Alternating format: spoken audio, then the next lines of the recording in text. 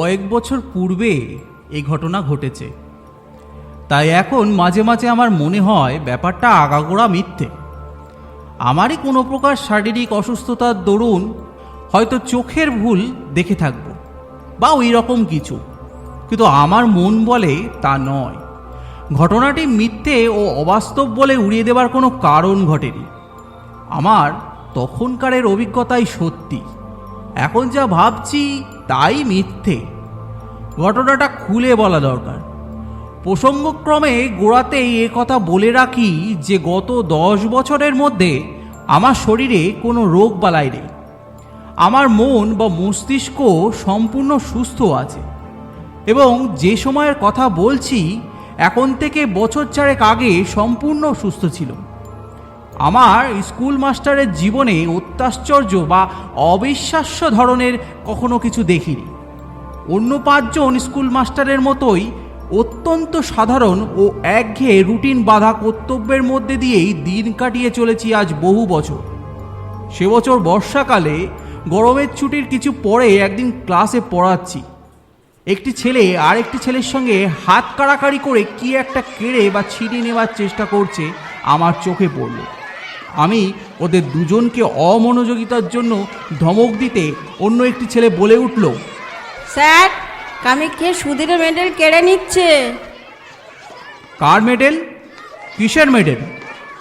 সুধীর নামের ছেলেটি দাঁড়িয়ে উঠে বললে, আমার মেডেল স্যার। কামিক্ষে ওরফে কামাক্ষাচরণ মৌলিক নামে ছেলেটি বললে, নিচ্ছিলুম না স্যার, দেখতে চাইছিল, তাও দেবে না? ওর মেডেল ও যদি না দেয় তোমার কেড়ে নেবার কি অধিকার আছে? বসো, ওরকম আর করবে না। কথা শেষ করে সুধীরের দিকে চেয়ে ক্লাসের ছেলেদের পরস্পরের মধ্যে ভ্রাতৃভাব ও সখ্য থাকার ঔচিত্য সম্বন্ধে নাতিদীর্ঘ একটি বক্তৃতা দেওয়ার পরে ঈষৎ কৌতূহলের সঙ্গে জিজ্ঞেস করলুম, কই কি মেডেল দেখি? কোথায় পেলে মেডেল? ভেবেছিলুম আজকাল কলকাতার পাড়ায় পাড়ায় যেসব ব্যাডমিন্টন খেলা, সাঁতারের বা দৌড়ের প্রতিযোগিতা প্রভৃতি অনুষ্ঠিত হয়ে থাকে তারই কোনো কিছুতে সুধীর হয়তো 4র্থ স্থান বা ওই ধরনের সাফল্য লাভ করে ছোট্ট এতটুকু একটা আধুলির মতো মেডেল পেয়ে থাকবে এবং সম্পূর্ণ স্বাভাবিক যে সে সেটা ক্লাসে এনে 5 জনকে গর্ব ভরে দেখাতে চাইবে। এমনকি এই ছুতো অবলম্বন করে ক্লাস শুদ্ধ হেডমাস্টারের কাছে দলবদ্ধ হয়ে গিয়ে একবেলার জন্য ছুটিও চাইতে পারে। সুতরাং মেডেলটা যখন আমার হাতে এসে পৌঁছলো তখন সেটাকে তাচ্ছিল্যের সঙ্গে হাত পেতে নিলুম, কিন্তু মেডেলটার দিকে একবার চেয়ে দেখেই চেয়ারে সোজা হয়ে বসলুম। না, এ তো পাড়ার ব্যাডমিন্টন ক্লাবের বাজে মেডেল নয়। মেডেলটা পুরনো, বড় ও ভারী চমৎকার গরম। কি জিনিস দেখি? মেডেলের গায়ে কি লেখা রয়েছে আধ অন্ধকার ক্লাসরুমে ভালো পড়তে পারলুম না। ওপিঠ উল্টে দেখি মহারানী ভিক্টোরিয়ার অল্প বয়সের মূর্তি খোদাই করা। পকেটে চশমা নেই, মনে হলো অফিস ঘরের টেবিলে ফেলে এসেছে। ইতিমধ্যে অনেকগুলি ছেলে ভিড় করেছে আমার চেয়ারের চারপাশে মেডেল দেখবার জন্য। তাদের ধমক দিয়ে বললাম, যাও বসোকে সব, ভিড় করো না এখানে। একটি ছেলেকে বললুম, কি লেখা আছে মেডেলের গায়ে পড়ো তো। Crimea, Sevastopol, Victoria, Regina. ও পিঠে sergeant S B Perkins, 6th dragoon guards, 1854 সাল। দোস্তুর মতো অবাক হয়ে গেলুম। ক্রাইমিয়ার যুদ্ধের সময় সেভাস্টোপোলের রণক্ষেত্রে কোনো সাহসের কাজ করবার জন্য এই মেডেল দেওয়া হয়েছিল ইংল্যান্ডের সামরিক দপ্তর থেকে ড্রাগন গার্ড সৈন্যদের সার্জেন্ট পার্কিন্সকে। এ তো সাধারণ জিনিস মোটেই নয়। Crimea Sevastopol, charge of the light brigade. কিন্তু কলকাতার নীলমণি দাস লেনের সুধীর সাহার কাছে সে মেডেল কোথা থেকে আসে? এদিকে এসো, এ মেডেল কোথায় পেয়েছো? ওটা আমার স্যার। তোমার তো বুঝলুম, পেলে কোথায়? আমার দাদু দিয়েছেন স্যার। তোমার দাদু কোথায় পেয়েছিলেন জানো? হ্যাঁ স্যার জানি। আমার দাদুর বাবার কাছে এক সাহেব জমা রেখে গেছিল। কিভাবে? আমাদের মদের দোকান ছিল কিনা স্যার, মদ খেয়ে টাকা কম পড়লে ওটা বাধা রেখে গেছিল, আর নিয়ে যায়নি। দাদুর মুখে শুনেছি। হিসেব করে দেখলুম 86 বছর উত্তীর্ণ হয়ে গিয়েছে সেই বছরটি থেকে, যে বছরে সার্জেন্ট পার্কিংস এ মেডেল পায়। তখন তার বয়স যদি 20 বছরও হয়ে থাকে, এখন তার বয়স হওয়া উচিত 106। সুতরাং সে মরে ভূত হয়ে গেছে কোন কালে। সেদিন ছিল শনিবার, সকাল সকাল স্কুল ছুটি হবে এবং অনেক দিন পরে সেদিন দেশে যাব পূর্বেই ঠিক করে রেখেছিল। আমার এক গ্রাম সম্পর্কে জ্যাঠামশাই ইতিহাস নিয়ে নাড়াচাড়া করেন, বেশ পড়াশুনো আছে, গ্রামেই থাকেন। ভাবলাম তাকে মেডেলটা দেখালে খুশি হবেন খুব। সুধীরের কাছ থেকে মেডেলটা চেয়ে নিলুম। সোমবারে ফেরত দেব বললুম। গাড়ি ধরলুম। দেশের স্টেশনে যখন নামলুম তখন বেলা 5:30। 2 মাইল রাস্তা হেঁটে বাড়ি পৌঁছতে প্রায় সন্ধে হয়ে গেল। সন্ধ্যার আগেই হয়তো পৌঁছতে পারা যেত, কিন্তু আমি খুব জোরে হাঁটিনি। ভাদ্র মাসের শেষ, অথচ বৃষ্টি তত বেশি না হওয়ায় পথঘাট বেশ শুকনো খটখটে। পথের ধারের বর্ষা শ্যামল গাছপালা চোখে বড় ভালো লাগছিল অনেকদিন কলকাতা বাসের পরে। তাই জোরে পা না চালিয়ে আস্তে আস্তে হেঁটে আসছিলুম। এখানে প্রথমেই বলি, আমার বাড়িতে কেউ থাকে না। পাশের বাড়ির এক বৃদ্ধা আমি গেলে রান্না করে নিয়ে আসতেন বরাবর। আমার এক বাল্য বন্ধু বৃন্দাবন, অনেক বছর ধরে বিদেশে থাকে। পিসিমার মুখে শুনলুম আজ দিন 15 হলো বৃন্দাবন বাড়ি এসেছে। শুনে বড় আনন্দ হলো। সন্ধ্যার পরেই ওর সঙ্গে দেখা করব ঠিক করে চা খেয়ে নদীর ধারে বেড়াতে বার হলুম। যাবার সময় সুটকেসটা খুলে মেডেলটা পকেটে নিল। বৃন্দাবনকেও দেখাও। নদীর ধারে গিয়ে দেখি বর্ষার দরুন নদীর জল ভয়ানক বেড়েছে। নদীর জল কুল ছাপিয়ে দুধারের মাঠে পড়েছে। অনেকক্ষণ বসে রইল। সন্ধ্যার অন্ধকার নামলো একটু একটু। বাদুড়ের দল বাসায় ফিরছে, কেউ কোনো দিকে নেই। এক জায়গায় বর্ষার তোড়ে নদীর পাড় ভেঙে গিয়েছে। অনেকটা উঁচু পাড়, নিচে খরস্রোতা বর্ষার নদী। জায়গাটা দিয়ে যেতে যেতে একবার কীরকম ভেঙেছে দেখবার ইচ্ছে হলো। পাড়ের ধারে দাঁড়িয়ে নিচের জলের আবর্ত দেখছি। পাড়টা সেখানে অনেকখানি উঁচু, জল অনেক নিচে।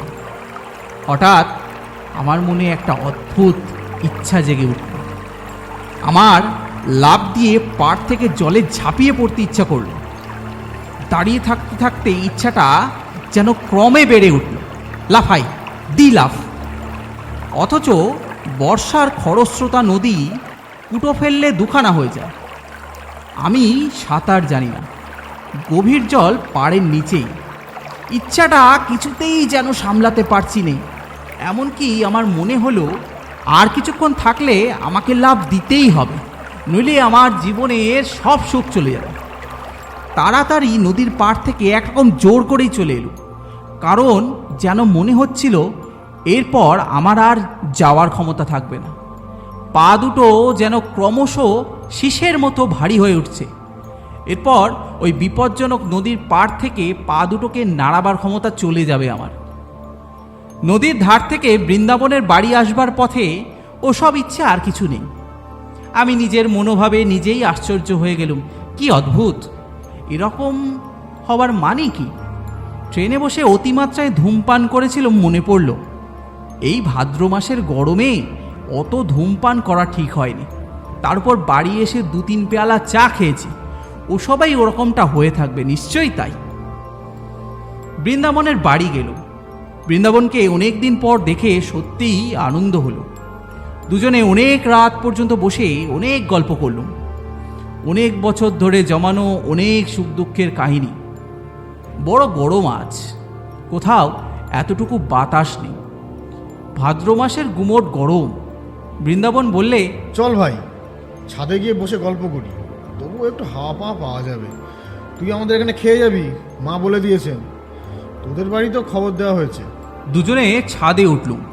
বাড়িটা দোতলা, ছাদের ওপর একখানা মাত্র ঘর আছে। আমি জানতুম বৃন্দাবনের কাকা ওই ঘরটায় থাকেন। দোতলায় ছাদে উঠে দেখলুম বাড়ির পেছন দিকটায় বাঁশের ভাঁড়ি বাঁধা। বললুম, বাড়িতে রাজমিস্ত্রি খাটছে বুঝি বৃন্দাবন? হ্যাঁ ভাই, কাকার ঘরটা মেরামত হবে। উত্তর দিকের দেওয়ালটার গা থেকে নোনা ধরা ইঁটগুলো বার করা হচ্ছে। বৃন্দাবন দোতলার ঘরটার মধ্যে ঢুকলো। আমার কিন্তু মনে কেমন একটা অস্থির ভাব। খানিকক্ষণ ঘরের মধ্যে গল্প করে আমি একটু জল খেতে চাইলাম। বৃন্দাবন জল আনতে নিচে নেমে গেল। আমি ছাদে পায়চারি করতে লাগলাম। ছাদে কেউ নেই, অন্ধকার ছাদটা। যেদিকটায় রাজমিস্ত্রিরা ভাড়া বেঁধে কাজ করছে, পায়চারি করতে করতে সেখানটাতে গিয়ে দাঁড়িয়ে দেখছি, হঠাৎ আমার মনে হলো ছাদ থেকে লাফ দিয়ে পড়ি না কেন? বেশ হবে, লাফ দেব। প্রায় দুর্দমনীয় ইচ্ছা হলো লাফ দেবার। লাফ দেওয়াই ভালো, লাফ দিতেই হবে। দিলাফ। এমন সময় বৃন্দাবন ছাদের ওপর এসে বলল, আয় ঘরের মধ্যে, মা চা পাঠিয়ে দিয়েছেন। ওখানে দাঁড়িয়ে কেন? আরও প্রায় আধ ঘন্টা কথা বলবার পরে নিচে থেকে চা ও খাবার এসে পৌঁছল। আমরা দুই বন্ধুতে অনেক রাত পর্যন্ত গল্পগুজব করলুম। তারপর বৃন্দাবন খাওয়ার কদ্দূর জোগাড় হলো দেখতে নিচে চলে গেল। ঘরের মধ্যে বড় গরম। আমি বাইরের ছাদে খোলা হাওয়ায় আবার বেড়াতে লাগলাম। রাজমিস্ত্রিদের ভাড়ার কাছে এসে দাঁড়িয়ে আমার মনে হলো লাফ এবার দিতেই হবে। কেউ নেই ছাদে, কেউ বাধা দিতে আসবে না, এই উপযুক্ত অবসর। সঙ্গে সঙ্গে আমার মনের গভীরই তলায় কে যেন বলছে, লাভ দিও না, লাভ দিও না মূর্খ, লাভ দিও না, পড়ে চূর্ণ হয়ে যাবে। আমার মাথার মধ্যে কেমন ঝিমঝিম করছে। কতক্ষণ পরে জানি নে এবং কিসে কি হলো তাও জানি নে। হঠাৎ বৃন্দাবনের চিৎকারে আমার চমক ভাঙল। দেখি বৃন্দাবন আমাকে হাত ধরে টেনে তুলছে। এ কি সর্বনাশ! তুই লাফ দিয়ে পড়লি দেখলুম যে না। ভাগ্যিস বাসে পা বেঁধে গিয়েছিল, তাই রক্ষে। কি হলো তোর? আমার মাথা যেন কেমন ঘুরছিল, গা ঝিমঝিম করছিল। বৃন্দাবনকে বললুম, আমি ভাই কিছুই জানি নে তো। বৃন্দাবন ঘরের মধ্যে নিয়ে গিয়ে আমায় শুইয়ে দিলে। সকলে বললে ট্রেনে আসার দরুন আর গরমে শরীর কিরম খারাপ হয়ে মাথা ঘুরে পড়ে গিয়েছিল। আমি জানি মাথা ঘুরে আমি পড়ে যাইনি, লাফ আমি ইচ্ছে করেই দিয়েছিলাম। তবে ঠিক যে সময়টাতে আমি লাফ দিয়েছি সে সময়ের কথাটা আমি অনেক চেষ্টা করেও কিছুতেই মনে করতে পারলুম না। বিছানায় শুয়ে বেশ সুস্থ বোধ করলুম। পাশ ফিরতে হঠাৎ যেন কি একটা শক্ত জিনিস বুকের কাছে ঠেকল। পকেটে হাত দিয়ে দেখি সুধীরের সেই মেডেলটা। আশ্চর্য, এটার কথা এতক্ষণ একেবারে ভুলেই গিয়েছিলুম। বৃন্দাবনকে সেটা দেখালুম। ওদের বাড়ির সকলে মেডেলটা হাতে করে ঘুরিয়ে ঘুরিয়ে দেখলে। রাত্রিরে নিজের ঘরে এসে শুয়ে পড়লুম। আমার বাড়িতে কেউ নেই বর্তমানে, একাই থাকি এক ঘরে। একটা জিনিস লক্ষ্য করছি, যখন বৃন্দাবনের বাড়ি থেকে বার হয়ে পথে পা দিয়েছি তখন থেকেই কেমন এক ধরনের ভয় করছে আমার। বাড়িতে যখন ঢুকলুম তখন ভয়টা যেন বাড়ল। একা ঘরে কতবার এর আগে শুয়েছি, এমন ভয় হয়নি মনে কোনো দিন। না, শরীরটা সত্যিই খারাপ। শরীর খারাপ থাকলে মনও দুর্বল হওয়া খুবই স্বাভাবিক। আলো নিভিয়ে শুয়ে পড়লুম। আমার শিয়রের কাছে একটা বড় জানালা। জানলা দিয়ে বাড়ির পেছনের বনবাগান চোখে পড়ে। বেশ জ্যোৎস্না উঠেছে, কৃষ্ণপক্ষের একাদশীর জ্যোৎস্না। হাওয়া আসবে বলে জানলা খুলে রেখেছি। কতক্ষণ ঘুম হয়েছিল জানি নে, ঘণ্টাখানেকের বেশি হবে না। হঠাৎ ঘুম ভেঙে গেল। মনে হতে লাগলো আমার শিয়রের দিকে জানলায় কে দাঁড়িয়ে, যেন মাথা তুলে সেদিকে চেয়ে দেখলেই তাকে দেখা যাবে। কথাটা মনে হওয়ার সঙ্গে সঙ্গে ভীষণ ভয় হলো। অথচ কিসের যে ভয় তাও জানি নে। এমন ভয় যে কিছুতেই শিয়রের জানলার দিকে তাকাতে পারলুম না। চোখে না দেখলেও আমার বেশ মনে হলো জানলার গড়াদেতে দুটো হাত রেখে কে দাঁড়িয়ে আছে, জ্বলন্ত চোখে এসে আমার দিকে চেয়ে রয়েছে। আমি ওদিক চাইলেই দেখতে পাবো। প্রাণপণে চোখ বুজে শুয়ে রইলুম, কিছুতেই চাইব না। ঘুমোবার চেষ্টা করলুম, কিন্তু ঘরের মধ্যে কোথাও কি ইঁদুর পচেছে? কিসের পচা গন্ধ, যে আয়োডিন, লিন্ট, মলম প্রভৃতির উগ্র গন্ধের সঙ্গে পচা ক্ষতের গন্ধ মেশানো। এতকাল বাড়িতে থাকা নেই, যার ওপর বাড়িঘর পরিষ্কার রাখার ভার, সে কিছুই দেখাশোনা করে না বোঝা গেল। কে যেন আমার মনের ভেতর বলছে, এ দেখো জানলার দিকে চেয়ে দেখো না। ঘরের চারিধারে কিসের যেন একটা প্রভাব, কোনো অমঙ্গলজনক, হিংস্র, উগ্র, অশান্ত ধরনের ব্যাপার। ঠিক বলে বোঝানো যায় না। আমি যেন ভয়ানক বিপদগ্রস্ত। সে এমন বিপদ যা আমাকে মরণের দোর পর্যন্ত পৌঁছে দিতে পারে। এমনকি সে দোরের চৌকাঠ পার করে অন্ধকার মৃত্যুপুরীর হিমশীতল নীরবতার মধ্যে ডুবিয়ে দিতেও পারে। আমি চাইব না, কিছুতেই চাইব না শিগরের জানলার দিকে। কিন্তু যে প্রভাবই হোক, আমার ঘরের মধ্যে দেয়ালের এ পিঠে তার অধিকার নেই। বহুকাল ধরে পূর্বপুরুষেরা বাস্তু শালগ্রামের অর্চনা করেছেন এই ঘরে। এর মধ্যে কারও কিছু খাটবে না। আমার মনই আবার এই কথাগুলো যেন বললে। অন্ধকার রাত্রে নির্জন ঘরে মন কত কথা কয়। জানলার ধারে কি যেন শব্দ হলো, অদ্ভুত ধরনের শব্দটা। কে যেন জানলার গড়াদের ওপর টোকা দিয়ে আমার দৃষ্টি আকর্ষণ করতে চাইছে। একবার, দুবার, তিনবার। ভয়ে আমার বুক ঢিপ ঢিপ করতে লাগলো। কাউকে ডাকবো চিৎকার করে? একবার চেয়ে দেখবো জানলার দিকে জিনিসটা কি? হঠাৎ আমার মনে পড়ল একটা ধাড়ি বেজি অনেক দিন ধরে বাইরের দেওয়ালে কড়ি কাঠের খোলে বাসা বেঁধে আছে। আজ বিকেলেও সেটাকে একবার দেখেছি।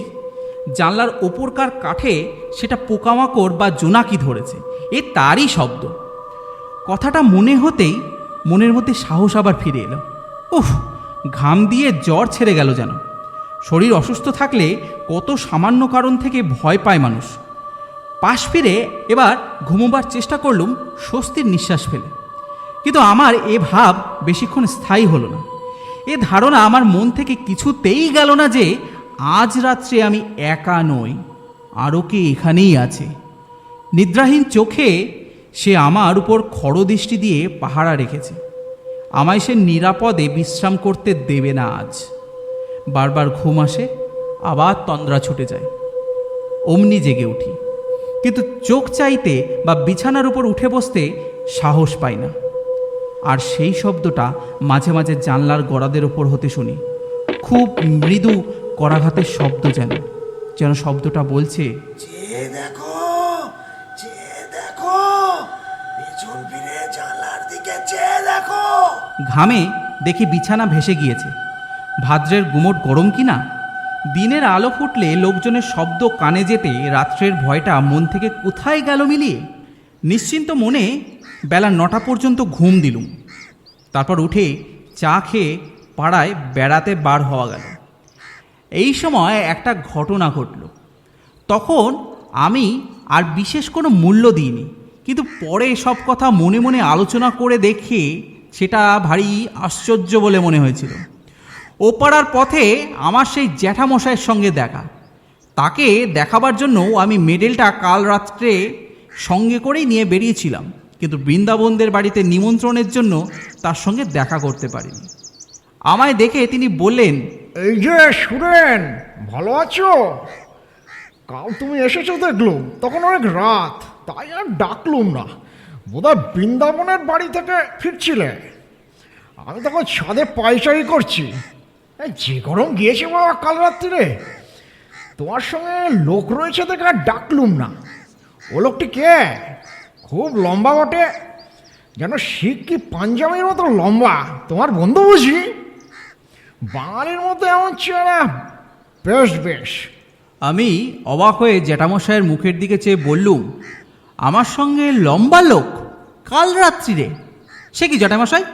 জ্যাঠামশাই আমার চেয়েও অবাক হয়ে বললেন, তোমার সঙ্গে লোক ছিল না বলছো? একা যাচ্ছিলে? আমার চোখের দৃষ্টি একেবারে কি এত খারাপ হয়ে যাবে বাবা?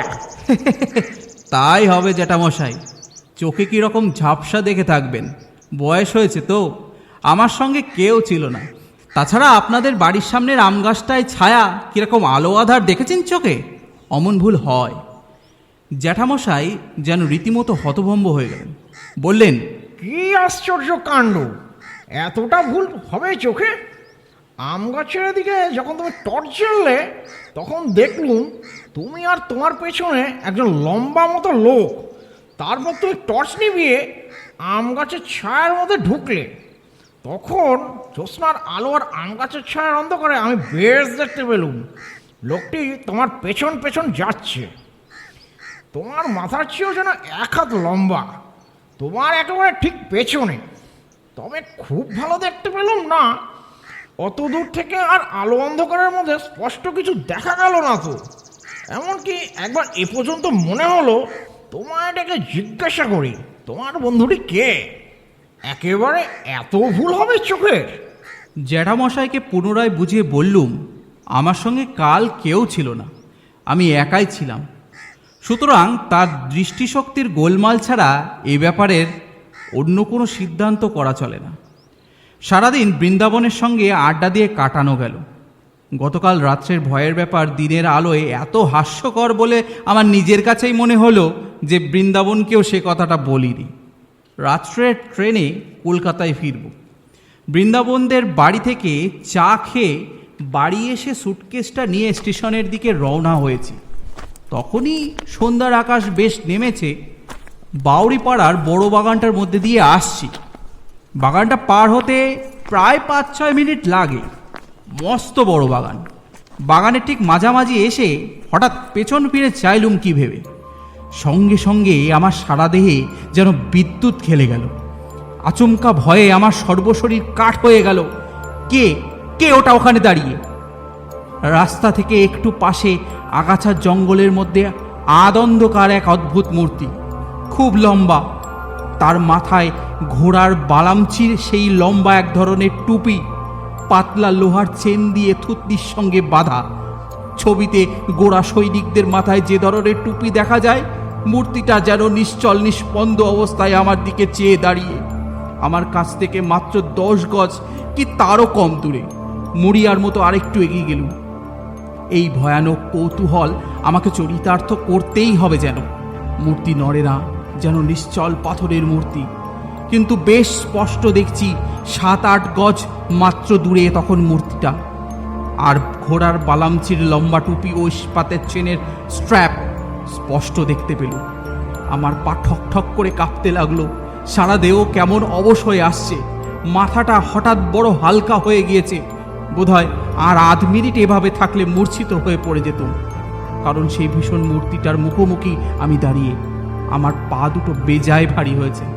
নড়বার উপায় নেই মূর্তির সামনে থেকে। কিন্তু ঠিক সেই সময় বাউরি বাগানের পথে লণ্ঠন নিয়ে কারা ঢুকলো। 2-3 জন লোকের গলার শব্দ শুনে আমার সাহস ফিরে এলো।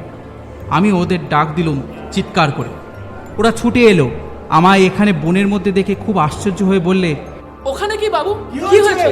তারপর লণ্ঠন তুলে ওরা আমার মুখ দেখে বললে, ও আপনি, কি হয়েছে আপনার? মুখ একেবারে সাদা ফ্যাকাশে হয়ে গিয়েছে। ভয়টয় পেলেন নাকি? বাউরি বাগান জায়গাটা ভালো নয়। সন্ধ্যের পর এখানে অনেকে ভয় পায়। ওদের লণ্ঠনটা যখন উঁচু করে তুলে ধরলে আমার মুখে, সে আলোয় দেখলুম সামনের মূর্তিটা তখনও সেখানে ঠিক সেই রকম দাঁড়িয়ে। একজন বললেন, কি দেখছিলেন বাবু? এই সারা গাছটায় ডালপালা কেটে মাথায় ঝোপের মতো করে রেখেছে, যেন মানুষ বলে অন্ধকারে ভুল হয় বটে। চলে আসুন বাবু। আমিও দেখলাম সারা গাছই বটে। মাথার দিকের পাতাগুলো ছেটে গাছটাকে দেখতে হয়েছে ঠিক হর্স গার্ডসদের ঘোড়ার বালামচির টুপি। লোকের চোখের কি ভুলই হয়। কাল আমি আবার জ্যাঠামশাইকে চশমা নিতে বলেছিলাম, ভেবে লজ্জা হলো মনে মনে। তিনি বৃদ্ধ লোক, তার চোখের ভুল তো হতেই পারে, আমারই যখন এই অবস্থা। ওরা আমায় আলো ধরে স্টেশনে পৌঁছে দিলে। পরের দিন সুধীরের মেডেলটা ফেরত দিল। সুধীর বললে, আপনাকে একবার দাদু দেখেছে, আমার সঙ্গে ছুটির পর আমাদের বাড়ি আসুন। সুধীরের দাদু বললেন, যাক, আমার বড় ভয় হয়েছিল মাস্টারবাবু। সুধীরের কাছ থেকে মেডেলটা নিয়ে গিয়েছেন দেশে, শুনলুম কি না? আপনার দেশের ঠিকানা জানতুম না, তাহলে একটা তার করে দিতুম। ও মেডেলটা আমার বাবাকে একজন গোড়া সৈন্য দিয়ে যায়। আমি তখন জন্মাই হইনি। বাঁধা দিয়েছিল, আর উদ্ধার করতে পারিনি। বেজায় মাতাল আর গোঁয়াচ্ছিল লোকটা। ও মেডেলের বিপদ হচ্ছে, আমাদের বংশের লোক ছাড়া অন্য কেউ নিলে তার বড় বিপদ ঘটে। আমার এক ভগ্নিপতি একবার কিছুতেই শুনল না। অনেক কাল আগেকার কথা। বাড়ি থেকে নিয়ে গেল মেডেলটা দেখাতে। সেই দিনই সন্ধ্যার সময় ছাদ থেকে পড়ে মারা গেল। মৃতদেহের পকেট থেকে মেডেলটা বেরোল। আমি কলের পুতুলের মতো শুধু বললুম, ছাদ থেকে পকেটে মেডেল পাওয়া গেল? হ্যাঁ মাস্টারবাবু, আমার নিজের ভগ্নিপতি, মিথ্যে কথা তো বলবো না। আর 27-28 বছর আগেকারের কথা। ওটা আরও 2-1 নিয়েছে, তক্ষুনি ফেরত দিয়ে গিয়েছে। বলে রাতে ভয় পায়, গা ছমছম করে, কে যেন পেছনে ফলো করছে বলে মনে হয়। ও বাইরের লোকের সহ্য হয় না, প্রাণ পর্যন্ত বিপন্ন হয়। তাই ভাবছিলাম একটা তার করে দেব।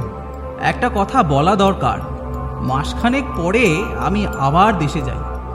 বাউরি বাগানে ঢুকে যেখানে সে রাত্রে ভয় পেয়েছিলাম, সেদিকে চেয়ে দেখে সে সারা গাছটা কোথাও আমার চোখে পড়ল না।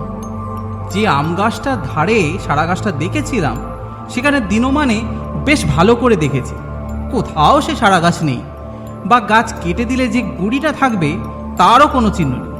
কস্মিন কালেও সেখানে একটা বড় সারা গাছ ছিল বলে মনেও হয় না জায়গাটা দেখে।